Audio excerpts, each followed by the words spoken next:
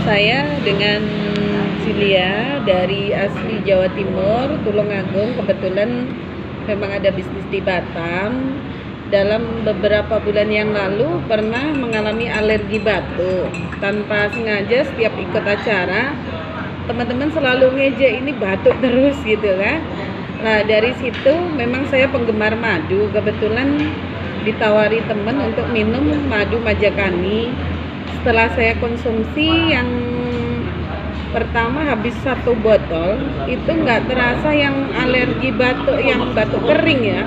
Itu saya pernah alami beberapa tahun, sering muncul batuk seperti itu. Setelah konsumsi madu itu tadi nggak lama, itu dalam hitungan beberapa minggu aja.